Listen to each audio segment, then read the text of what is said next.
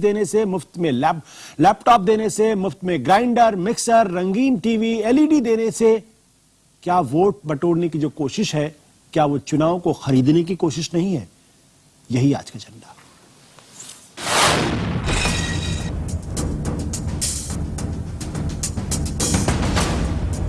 छात्रों को मुफ्त लैपटॉप देने के ऐलान ने समाजवादी पार्टी को यूपी की सत्ता दिला दी। इससे पहले कलर टीवी के वादे ने तमिलनाडु के मतदाताओं की आंखों में ऐसे रंग भरे कि जयललिता मुख्यमंत्री बन गई। धीरे धीरे ये बात आम होती जा रही है। राजनीतिक दल वोट पाने के लिए मिक्सर, ग्राइंडर देने जैसा वादा भी कर बैठते हैं। बहरहाल तमाम लोगों की नजर में ऐसा करना मतदाताओं को खरीदने की खुली कोशिश है। मामला सुप्रीम कोर्ट भी पहुंचा है। शुक्रवार को इससे पहले एक मामले की सुनवाई के दौरान सुप्रीम कोर्ट ने माना कि इस चलन पर अंकुश लगाने की जरूरत है।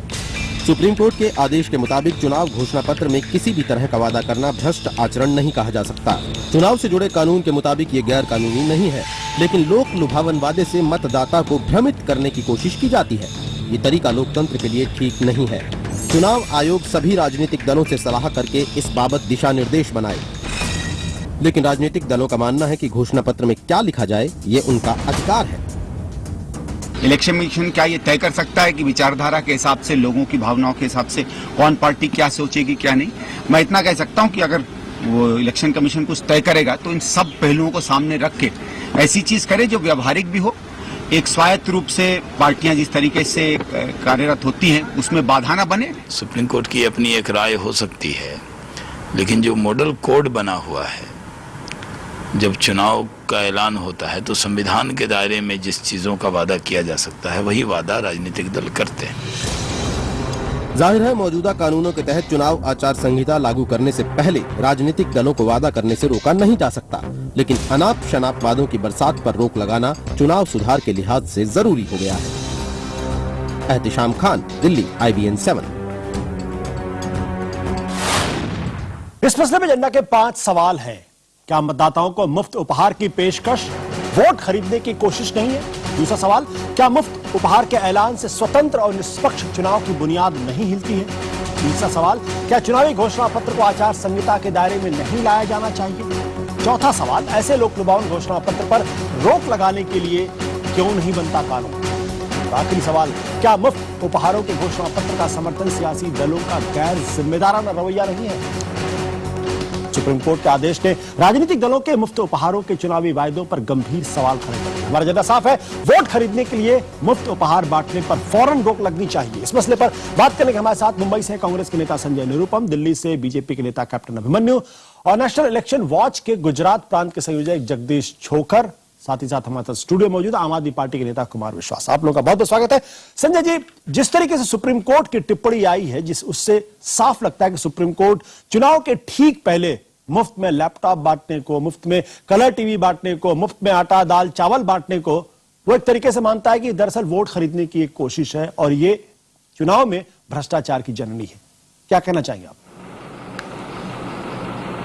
आशुतोष, भारत में जो चुनाव होते हैं वो भारतीय संविधान के प्रावधानों के अनुसार होते हैं जी, और उसका पूरा संचालन हमारे देश का चुनाव आयोग करता है और चुनाव आयोग ने एक आदर्श आचार संहिता बना रखी है। अगर उन आचार संहिताओं में से किसी भी प्रावधान का उल्लंघन होता है तो निश्चित तौर पर इसे आप भ्रष्टाचार भी कह सकते हैं या कह सकते हैं कि एक अपराध हो गया, एक कहीं ना कहीं गैर कानूनी हो गया जी। अब जो मैनिफेस्टो हैं वो मैनिफेस्टो बनाने का हक राजनीतिक पार्टियों के पास है। ये बात सही है कि कहीं ना कहीं एक तय करना आवश्यक है कि मैनिफेस्टो में आखिर आप क्या क्या चीजें दे सकते हैं, ये बात सही है, लेकिन क्या दे सकते हैं ये भी मुझे लगता है कि आदर्श आचार संहिता का ही एक हिस्सा है और उसके तहत राय विचार करके एक रास्ता निकाला जा सकता है। लेकिन ये मैनिफेस्टो बनाने के हक के ऊपर किसी प्रकार का नियंत्रण पैदा करना मुझे लगता है ये ज्यादती होगी। एक दूसरी बात, जिस प्रकार से लैपटॉप या रंगीन टीवी मुफ्त में देने की घोषणाएं बीच में होने लगी, वो कहीं ना कहीं एक सवाल खड़ा करता है। लेकिन ये हक तो है, अगर किसी की सरकार चुन के आती है और उन्होंने चुनाव में वादा किया है कि हमारी सरकार आती है तो हम तमाम गरीब छात्रों को लैपटॉप देंगे, तो मुझे लगता है कि इसमें एक जन कल्याण की भावना भी निहित है जी। हाँ, अब रंगीन टीवी या मिक्सर और ग्राइंडर, इस बारे में मुझे बहुत ज्यादा टिप्पणी नहीं करनी है, क्योंकि इसमें ये किसी की जरूरत भी हो सकती है, लेकिन इसमें कहीं ना कहीं एक लोक लुभावन से ज्यादा बातें दिख रही हैं। तो अगर इसके ऊपर सुप्रीम कोर्ट को ऑब्जेक्शन है, बिल्कुल ऑब्जेक्शन लेने का हक है, लेकिन क्या ये गैर संवैधानिक है, ये देखना आवश्यक है। क्या गैर कानूनी है, ये देखना आवश्यक है। हाँ बताइए। आप कह रहे हैं कि गैर संवैधानिक है या नहीं है गैर संवैधानिक।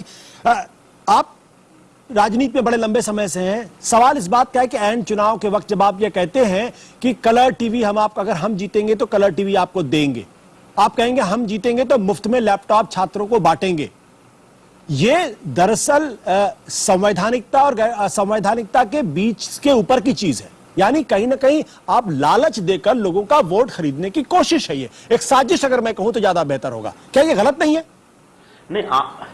नहीं, आप ये कह रहे हैं ऐन चुनाव के वक्त। ऐन चुनाव के वक्त मतलब क्या?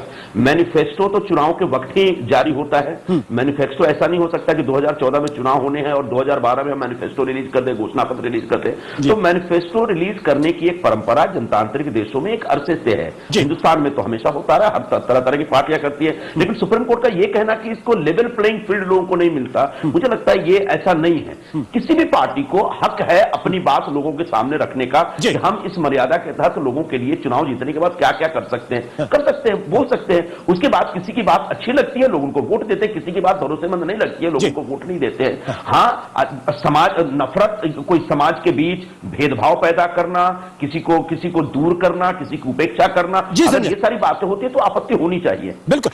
लेकिन इस तरह की एकदम से सुप्रीम कोर्ट के इस ऑर्डर में या फिर ऑब्जर्वेशन में मुझे लगता है कि इसमें गैर संवैधानिकता कुछ भी नहीं है। हाँ, बेहतर होगा, आदर्श व्यवस्था ये होगी कि हम मिलजुल करके और भी थोड़ा एक बेहतर माहौल बनाए, बेहतर एक मॉडल कोड ऑफ कंडक्ट तैयार करें। बिल्कुल। कुमार विश्वास, ये बताइए, क्या ये जो रंगीन टीवी, लैपटॉप, ये जो देने की व्यवस्था है, क्या आपको लगता है कि लोगों को दरअसल भलाई, उनकी जीवन में बेहतरी हो, इसके लिए किया जाता है या कुछ और? देखिए आशुतोष जी, तो as a member of a political party, राजनीतिक दल के सदस्य होने के नाते आपने जो 5 सवाल उठाए उनका एकमात्र उत्तर हाँ के अतिरिक्त मेरे पास कुछ नहीं है।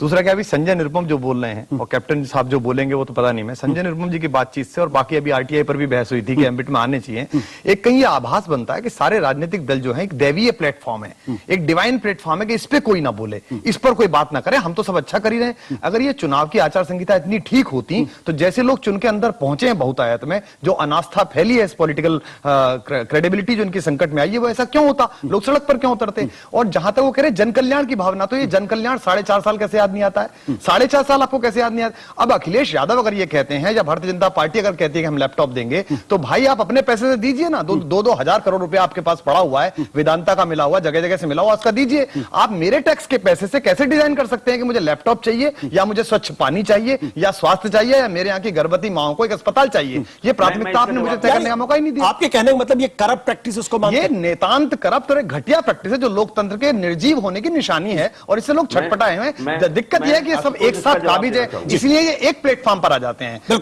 ऐसे हर मुद्दे पे एक दूसरे के साथ हाथ मिला लेते हैं, चाहे आरटीआई में घोषणाएं हो, चाहे कोई भी हो। अब संजय निरुपम जी कांग्रेस में काम करते हैं, 54 की मेंबरशिप इन्हीं क्या शुरू हुई थी, और 25,000 का ये खुलासा नहीं करना चाहते हैं कि 25,000 रुपए की मेंबरशिप किसने काटी, जबकि इन्हीं क्या गांधी जी ने कहा था कि 54 तक की मेंबरशिप की रसीद। संजय जी से आपकी बात का जवाब लेंगे, लेकिन कैप्टन अभिमन्यु जी, ये इसको करप्ट प्रैक्टिस मानना चाहिए या नहीं मानना चाहिए? सवाल इस बात को लेकर ये है कि क्यों भाई, उन्होंने कहा कि 4.5 साल तक जब आप सरकार के अंदर, कुछ तो जो सरकार के अंदर है, उसके बावजूद भी कहते हैं हम जीत के आएंगे तो आपको ये देंगे।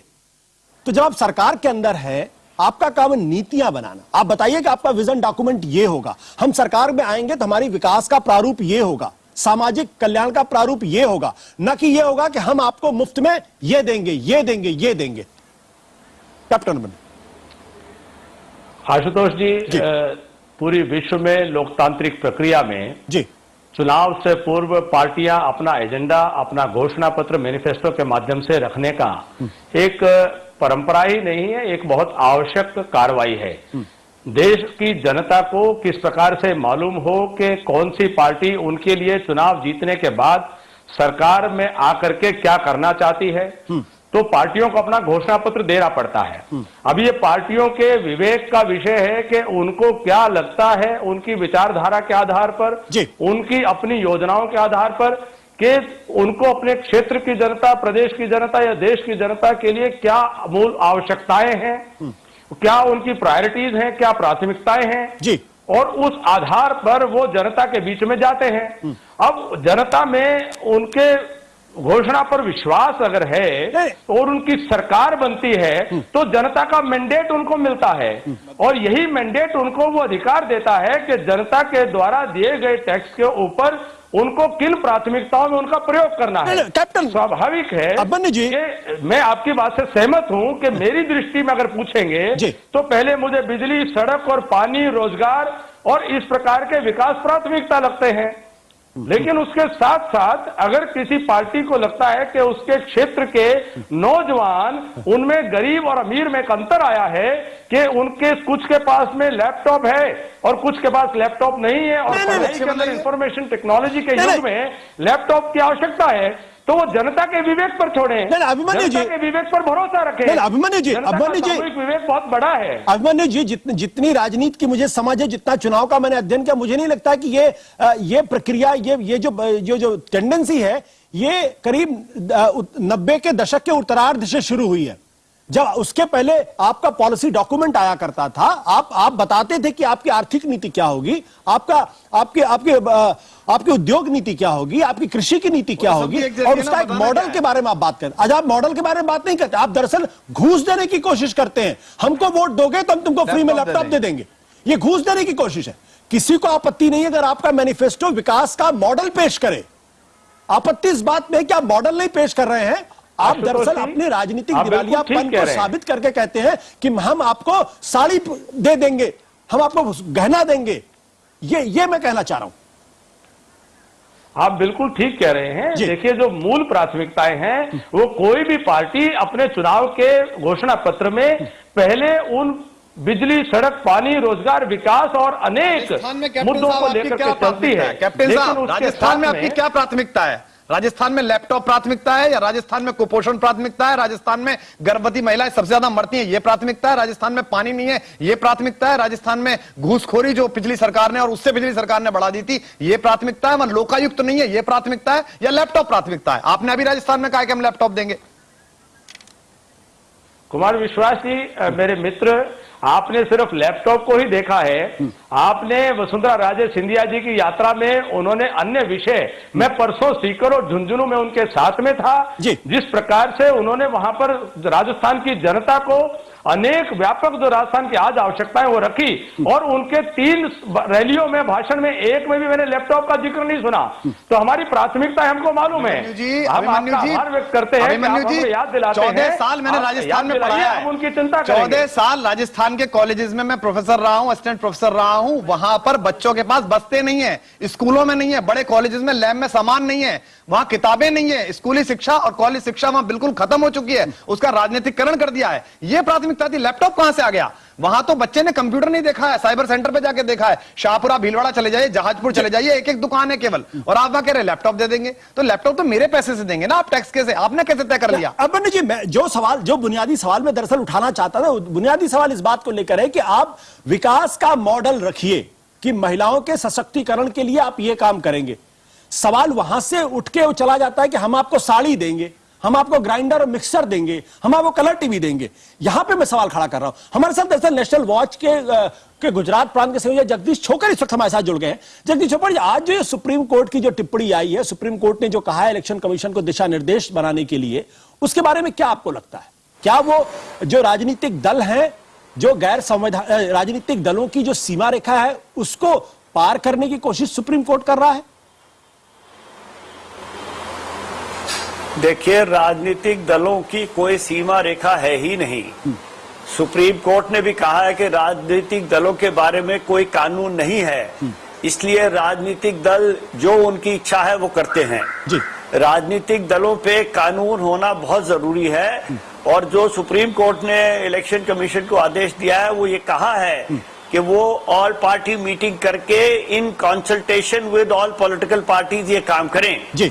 और ये कंसल्टेशन जब पॉलिटिकल पार्टी से होता है, जब राज्यसभा के चेयरमैन, देश के उपराष्ट्रपति ऑल पार्टी मीटिंग करते हैं, उनकी बात